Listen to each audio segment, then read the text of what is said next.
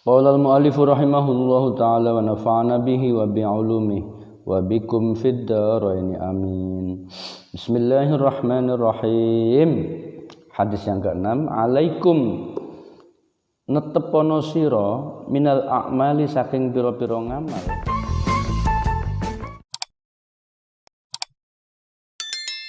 Bismillahirrahmanirrahim.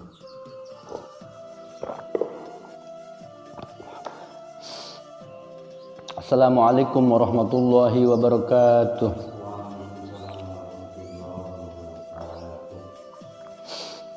Alhamdulillah wassalatu wassalamu ala rasulillah wa ala alihi wa sahbihi wa mawalah min yaumina hadza ila yaumin nahdha ma ba'du. Hadirin saudaraku sekalian sebangsa setanah air yang kami cintai dan banggakan, kita akan melanjutkan pembahasan tentang 40 hadis yang dimana hadis itu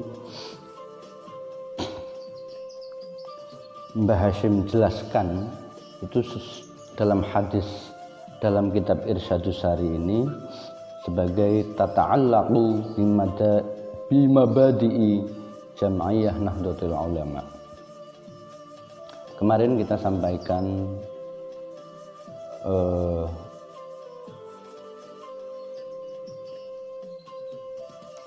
hadis, sehingga pada kesempatan kali ini saya akan lanjutkan hadis yang ke-6 yang itu masih tata'allaqu di bab arba'ina hadisan tata'allaqu bimabadi'i jam'iyah Nahdlatul Ulama. Qala al-mu'allifu rahimahullahu ta'ala wa nafa'ana bihi wa bi'ulumihi wa bikum fid dharain amin. Bismillahirrahmanirrahim. Hadis yang ke-6, alaikum netepono sira minal a'mali saking pira-pira ngamal ma yo penggawean tutikuna kang kuat sira kabeh. Fa wallahi mongko demi Allah iku la yamillu ora bosen ganjar sapa Allah Gusti Allah hatta tamillu sehingga bosen ngamal sira. Rawahu Tirmidzi. Hadis yang ke-6 itu perintahnya itu alaikum minal a'mali ma tutiqun.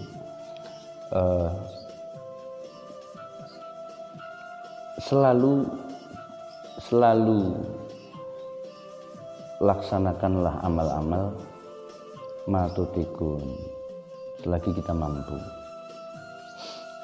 Karena apa? Fa wallahi la yamillullah hatta tamillu. Jadi Allah itu tidak mungkin akan bosan ya, memberikan reward, memberikan pahala, hingga justru kitalah sebagai manusia yang lemah ini yang kadang bosan untuk beramal baik. Hadis ini diriwayatkan oleh At-Tirmidzi.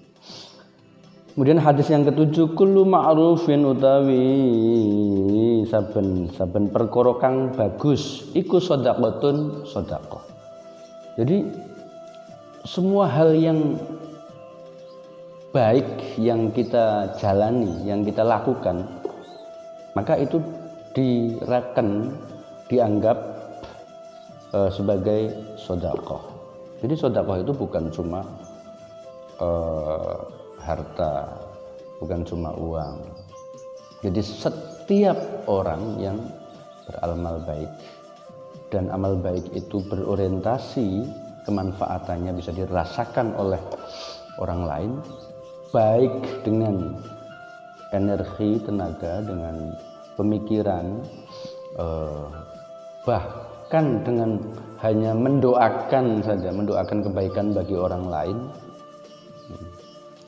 itu shadaqatun, dianggap sebagai shadaqah. Wadalu utawi wong kang nuduhaken alal khairi ing atase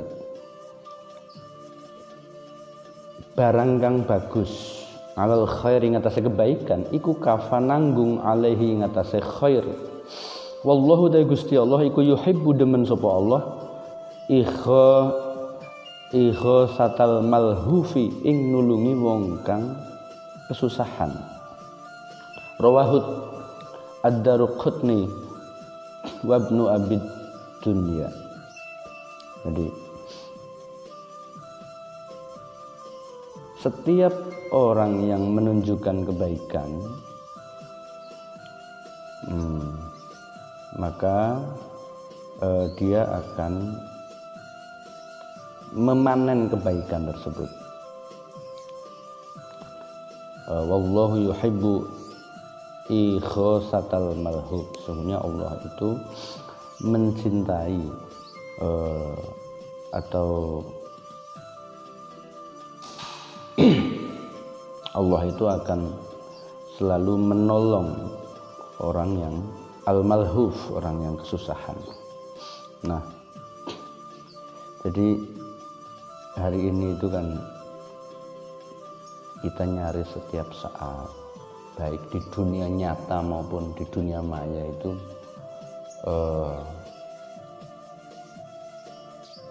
orang selalu mengeluh karena persoalan duniawi. Ya, memang di dunia ini di level dunia juga sedang kacau, sedang ada perang besar ya. Walaupun jauh, tetapi imbasnya itu kan secara politik, secara sosial, secara ekonomi pasti akan berimbas ke seluruh pelosok dunia ini. Yang sampai sepak bola saja Liga Inggris itu kena imbasnya gitu ya. Jadi pada saat situasi-situasi seperti ini, belum lagi di dalam negeri juga selalu riuh, gemuruh dan gaduh karena banyak persoalan, belum lagi didera persoalan-persoalan yang terkait dengan tidak stabilnya kebutuhan barang-barang yang dibutuhkan oleh masyarakat. Misalkan ada sembako, minyak goreng. Jadi kita itu kalau tidak dilandasi dengan satu ketauhidan yang kuat, maka bisa jadi kehidupan di hari-hari ini dan kedepannya manusia akan selalu diliputi dengan berbagai problem yang real dalam hidup ini. Nah, karena kita walaupun sedikit mempunyai landasan yang kokoh, syukur kokoh gitu ya, dengan maka kembalinya ke siapa? Kembalinya kepada Tuhan, kepada Allah Subhanahu wa taala. Supaya apa? Supaya kita tidak selalu gemerungsung dengan pengaruh situasi yang memang hari ini sudah seperti ini. Jadi semua orang di mana-mana itu isinya mengeluh, menghujat pemerintah, menghujat sana sini, mencaci sana sini karena diliputi berbagai problem, baik problem ketimpangan sosial, ketimpangan ekonomi dan lain-lain, itu menjadikan manusia itu mudah bergeser keimanannya, ketauhidannya, sehingga lupa bahwa sesuatu itu kalau sudah terjadi, padahal kita sudah ikhtiar semaksimal mungkin, tapi kalau sudah terjadi seperti ini, nah maka ya jalan keluarnya yang terbaik kembalinya ke siapa? Ya kembali kepada Sang Pencipta. Nah, persoalan ada perspektif lain yang bersifat ikhtiar manusia. Contohnya ada satu hal yang memang itu terkait karena kebijakan publik yang dicanangkan oleh pemangku kebijakan yang keliru. Nah, ya kita sebagai manusia ya mengkritisi,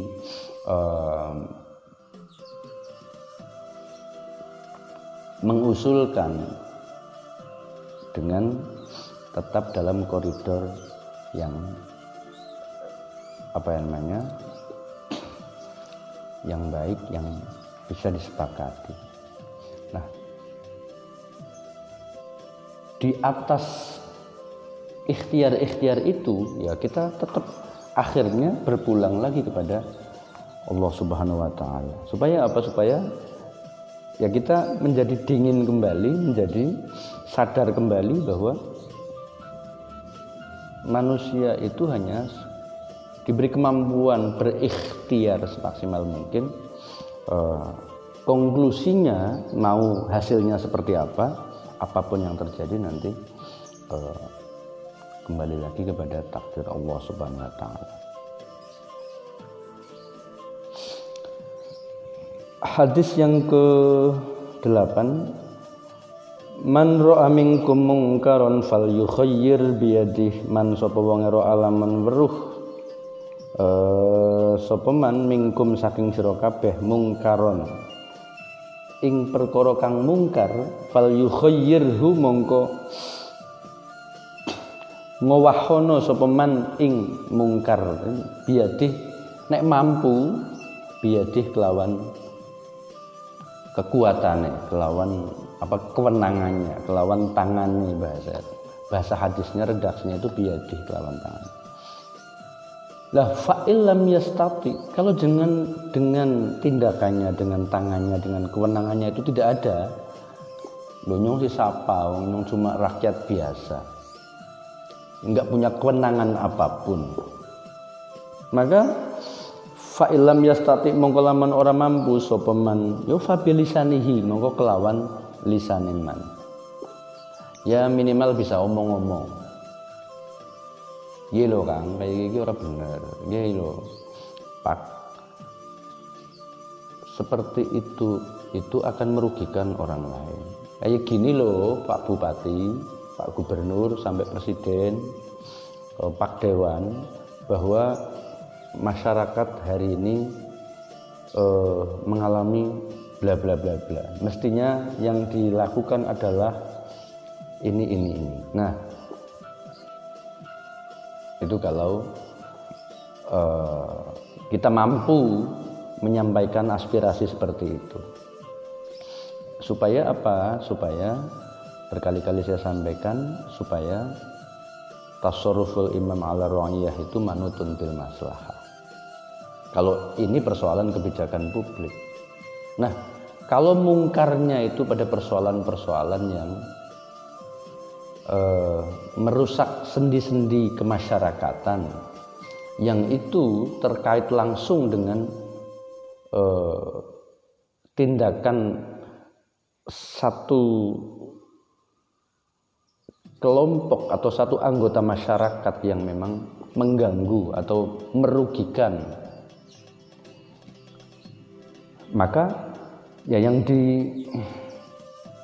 disentil, yang dijelaskan ya pihak atau orang yang sebagai pelaku itu, jika kita mampu menyampaikan secara lisannya. Itu level yang kedua. Pertama, kalau kita mampu dengan kewenangan, kemampuan kita. Kalau tidak, maka dengan lisannya.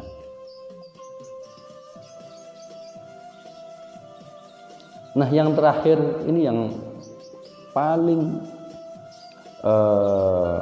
fa'ilam yastati mongko lamun ora mampu sapa wong ya fa bi qalbihi mongko ingkar kelawan atine siman. Sekalipun kalau hanya mampu fa bi qalbihi itu hanya mampu ingkar dengan hatinya itu, wadzalika utawi yang fa bi qalbih tersebut iku ad'aful iman, paling utawa luwih apes-apese iman. Jadi ibarat tangga itu yang pertama itu kita bisa merubah situasi dengan kewenangannya. Level kedua kita bisa merubah situasi yang masih timpang itu dalam segala hal dengan kemampuan bicara kita. Itu level kedua. Nah, level yang paling rendah, lah wong dewek ilmunya nggak ada, kewenangannya nggak ada, ngomong ora wani, utawa ngomong ora bakal direken, wong kelas krocoan, kelas bleketiran, sehingga ya paling bisa hanya mengelus dada, ya Allah, dan kayak temennya gitu. Nah, itu pun masih lumayan hatinya ingkar, sekalipun itu adaful iman gitu. Level iman yang terendah. Nah, dari beberapa hadis ini nanti ada keterkaitan, itu semua bisa dijadikan panduan di saat atau dikala kita menjadi bagian dari organisasi yang kemudian bisa kita jalani gitu ya di dalam roda organisasi itu supaya berjalan. Bagaimana mengelola manajemen organisasi, bagaimana menjadikan organisasi itu agar bisa berjalan, tetapi jalannya itu bisa selalu dalam rel dan berorientasi kepada kemanfaatan tadi.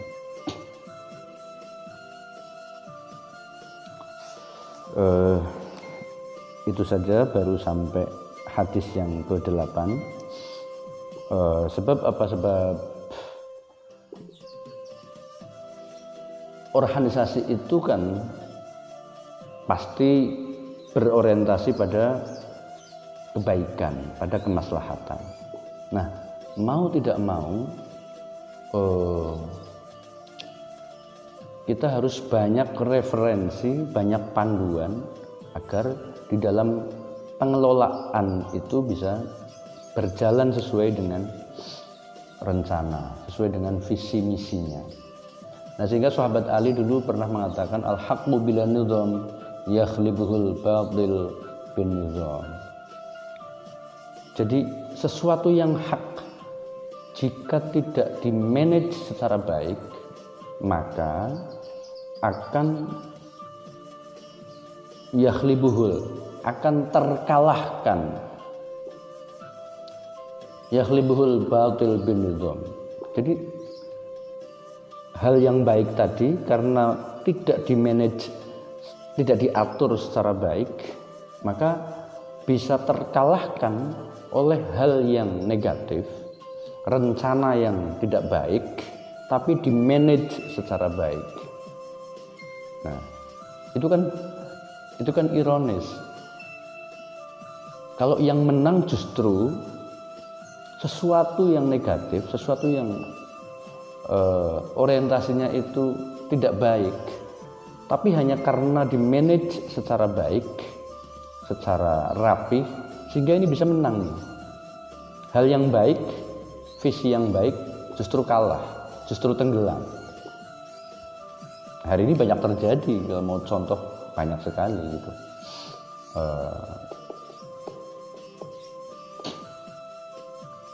Nah, sehingga ke-40 hadis ini nantinya